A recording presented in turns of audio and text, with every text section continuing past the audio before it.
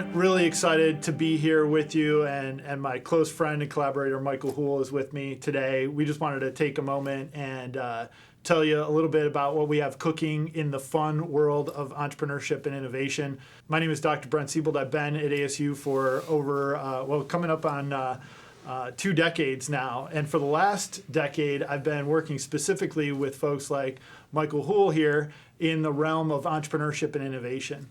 And specifically, currently, I'm the Director of Entrepreneurship and Innovation at the Ira A. Fulton Schools of Engineering. I'm also the Interim Director of a brand new master's program where we've got amazing people like Michael, specifically Tom Prescott, blowing wind in our sails to help evangelize the importance of adopting an entrepreneurial mindset as an engineer, or really whatever our students' majors might be. It's all about getting folks excited about making the world a better place. So I'm very fortunate to teach in the classroom and then run programs with the support of the Hool Law Firm and a lot of other supporters we've engaged over the years to really broaden the scope and the impact of what we're doing both inside the classroom and outside of the classroom. So Michael, thanks so much for your support, and really excited to kind of go down memory lane, talk about some of the stuff we've already done over the last decade, and you've been at this longer than I have. We're kind of marking a new phase in our work together with the Hool Law Group. The Hool Law Professor of Entrepreneurship here at ASU. So I'm honored. All right. Well, let me just tell you a little bit about my background here. I am the principal founding partner of a law firm that has been supporting ASU for quite a long time. We have, and me personally, have worked with entrepreneurs and investors for over 30 years. And in that time period, I've had a lot of opportunities to work with entrepreneurs at the very early stages. And some number of those go on to do some pretty incredible things. So that's part of the reason why we get excited about, coming alongside Brent and supporting students who have the entrepreneur gene in them and are willing to take advantage of what America has to offer and launch a company. So ASU grad, I've been 3 children, all my kids graduated from ASU. And in terms of our involvement with the entrepreneurial efforts at ASU, going way back, Brent and I were just kind of trying to think back when we met, and I got involved a couple years before that, actually. In the early days when President Crow came to ASU, I actually represented ASU and in the creation of a lot of things that was Arizona Technology Enterprises, became SkySong Innovations. And through that, started becoming aware of a lot of the commercialization and the entrepreneurship efforts of ASU. And a big part of what we do is, because we work with so many entrepreneurs, is around capital formation.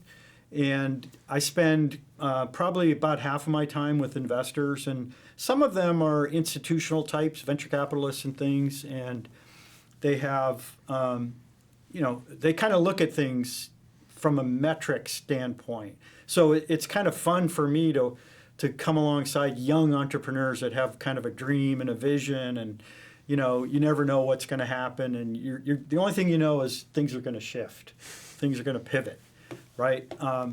So over the years, as part of what we do, I really like coming alongside at the grassroots level, and because that allows you to see how far people have gone from where they started. And so we'll be able to share a few anecdotal stories about that. But the way I got involved early on was helping put up some prize money to create some competitions for entrepreneurs, and that evolved from within ASU to ASU U of A competitions to statewide with all the schools. And as that progressed, I was able to recruit a few other sponsors to come along board and increase the prize money, make it funner. And things just evolved from there. So hopefully we'll get a chance to talk about a lot of that stuff. Yeah, it's been quite a journey looking back on all the fun we've had, certainly. I want to go back and touch on your genesis as it relates to the work in entrepreneurship and innovation.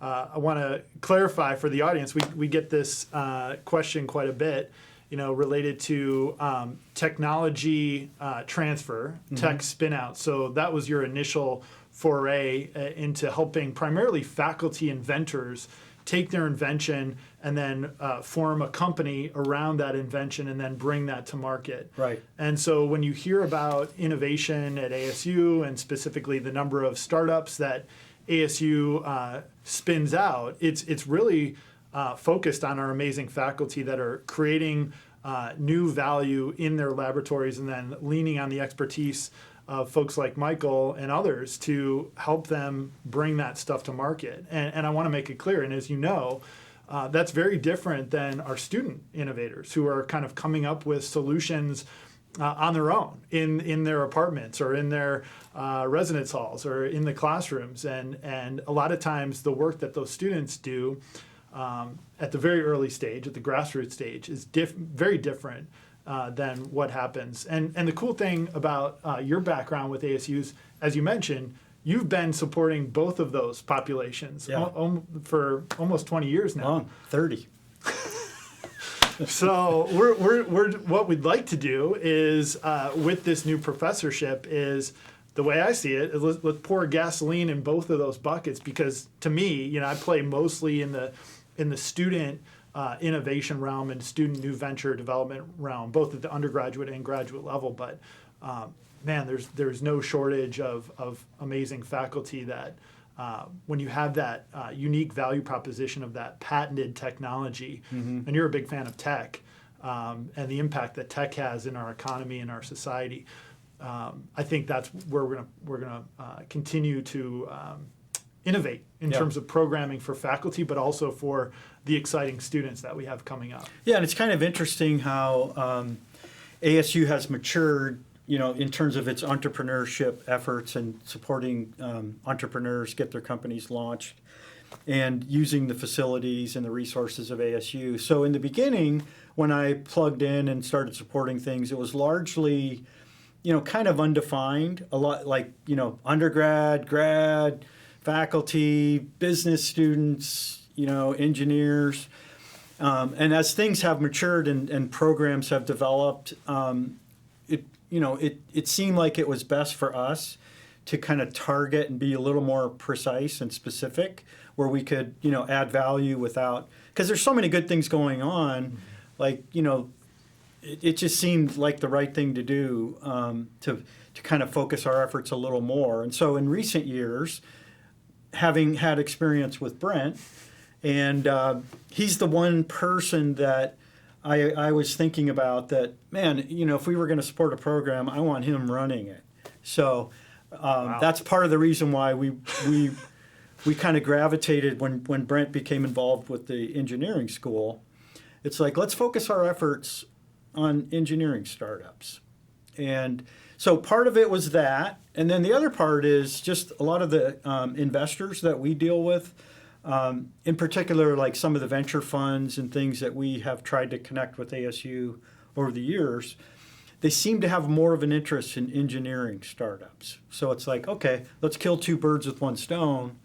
Let's, see if we can add value alongside of Brent, and then also, potentially be able to provide access to capital for some of these entrepreneurs as they mature. So